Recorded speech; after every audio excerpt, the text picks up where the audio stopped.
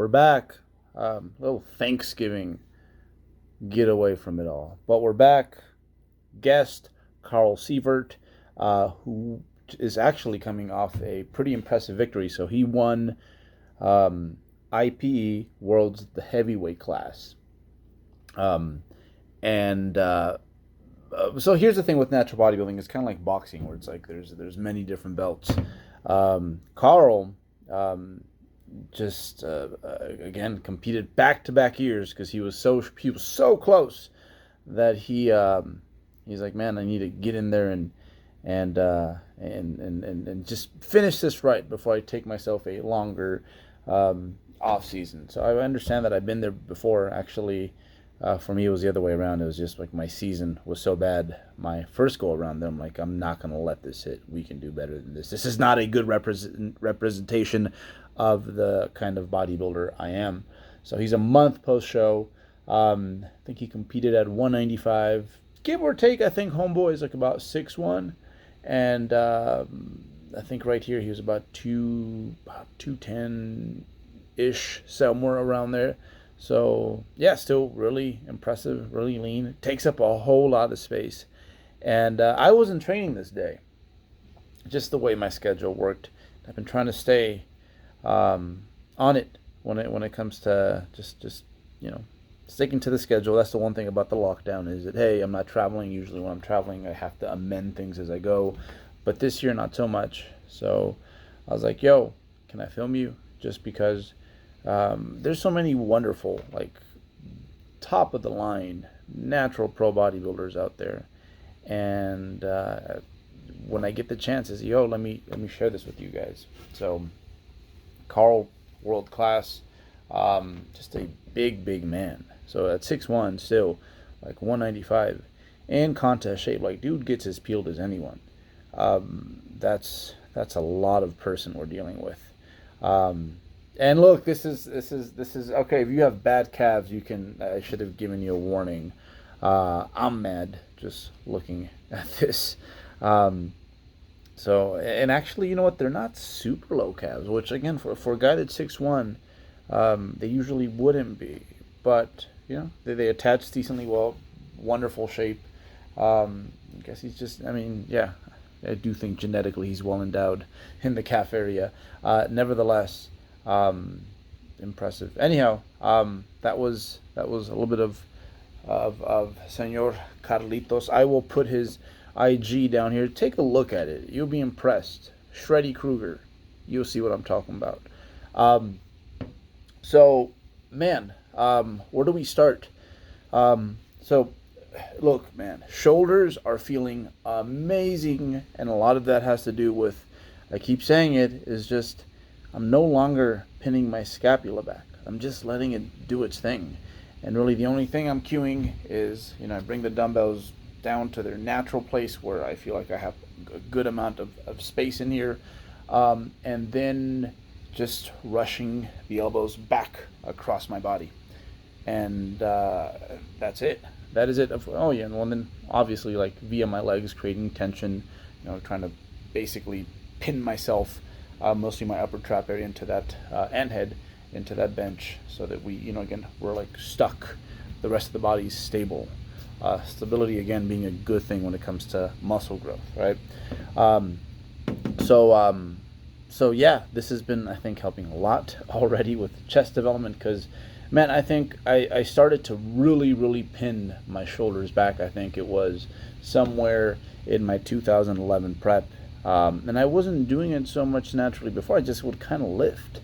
And this feels more along the lines of that. I do think now more than ever, I'm not just lifting the weight. I'm really trying to, like, bring that humerus, like, across my body. Because, again, this is where the pec originates from, attaches into your humerus, and then you're bringing it across. That's basically, and if I focus on just that bit, it's like, hey, movement done. Look, man, I sold out. I'm overhead pressing too. I'm overhead pressing too.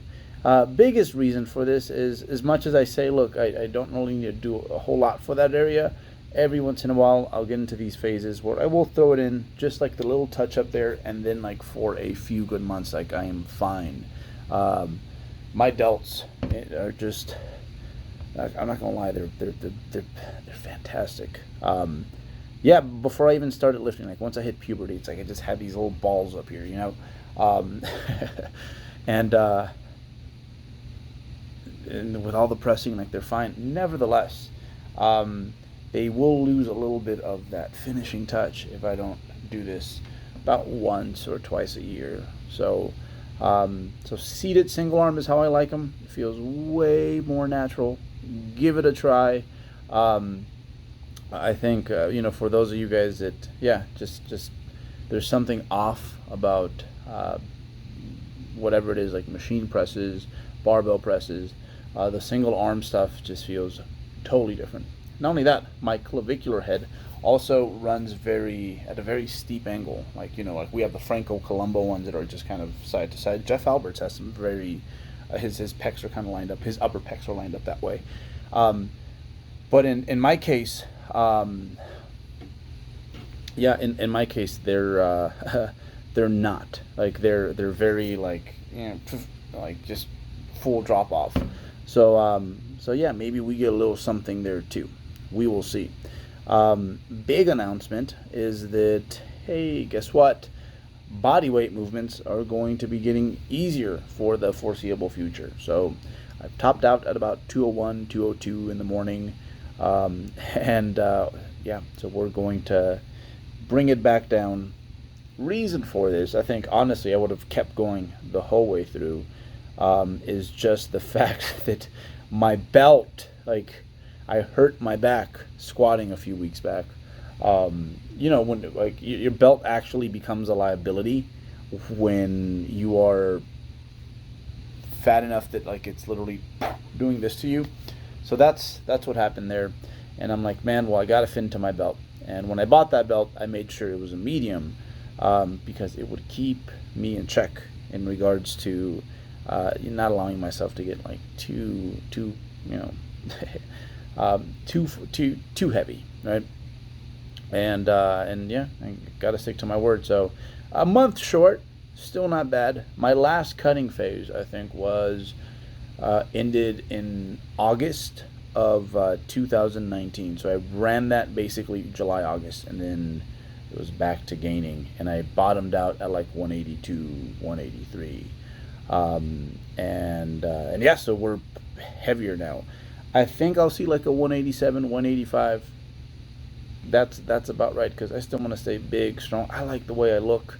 I think especially in clothes, I like the way I look. So yeah, not so much naked, but hey, it's like I'm wearing a shirt like 99% of the day.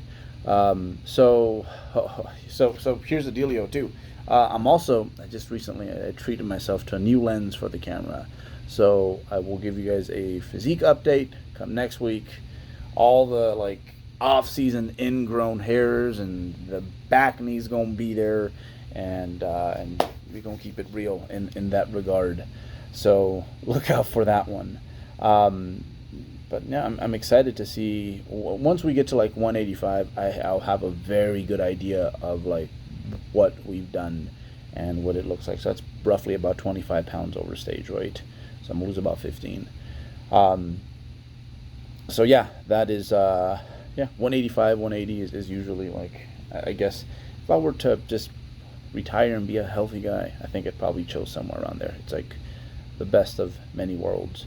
So these lateral raises, they're not Y raises, they're lateral raises. They kind of look Y-ish, don't they, right? Like, why are you doing those, Bert? So excellent way to find that mid-scap, because like I say that all the time, and then like you'll still see people like kind of doing these things, but because they're doing them with kettlebells, or like I'm doing them the way Bert does, and it's like no. So again, mid-scap, easy cue is like just if you're gonna raise your hand, right? Like we don't raise our hand like when we know the answer in class, right? It's kind of right here in what is the mid-scapular plane. So that's where you want to do your lateral raises. And yes, your traps will move, and yes, that is fine. Talk about growth. Man, I got a pretty good trim when it comes to the hair a few months back, and it's coming back. One thing about long hair, should you be considering it, is that it really does ruin your taper. It really does.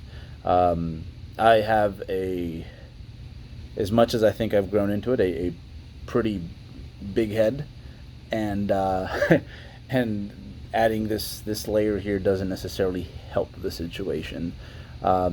So, again, it kind of fools me sometimes. I'm like, I think I used to be wider, and it's like, well, bro, like there's like you were bald before. Now you have like your head does this, right? So it's kind of, yeah, your head works kind of in the same way as your waist, right? Where it's like a small waist, wide shoulders, like really creates an illusion of like, boom, here I am, V taper. Same thing when it comes to someone's dome. Yeah, and then switch to single arm tricep extensions. I like doing these a little bit more internally rotated. You just have more space on that side, and then because of the angle too, it's just a lot easier on your elbows, which again kind of often on me. But man, I mean, shoot, I'm liking the way I'm looking. Like, I'm not gonna lie, I think I might have to wear a few cutoffs here and there in the winter once we do get to our final destination body weight. But I'm excited, just excited to definitely be a little bit more consistent when it comes to especially my fruits and vegetables. That is something that it's just hard sometimes when you're eating these massive amounts of food. In case you're wondering, yeah, often it is about like, it's like 4,500 to 4,700 calories. On top of that, I try to supplement it with honestly moving less these days. So you combine all that, it's just, if I don't get veggies in the morning, fruits in the morning, or veggies mostly, it's hard. It can be really hard to make that happen later in the day. So yeah, that is the situation. That's where we're at. Excited to share that with you guys. We'll try to make this mini cut pretty efficient, pretty in and out. And yeah, just excited to see a lot of the things that go on my plate kind of, I guess, resemble like living the lifestyle, as they say. It doesn't always look like that when you are trying to scale up the body weight, especially at the top end of one's off season. So that is it. That's what I got for you guys. Appreciate you guys stopping by. Carl, thank you for being part of my vlog. And yeah, let's get cut up together. But you damn right, I'm gonna eat whatever I want come Christmas. So maybe New Year's too. So hasta pasta, folks.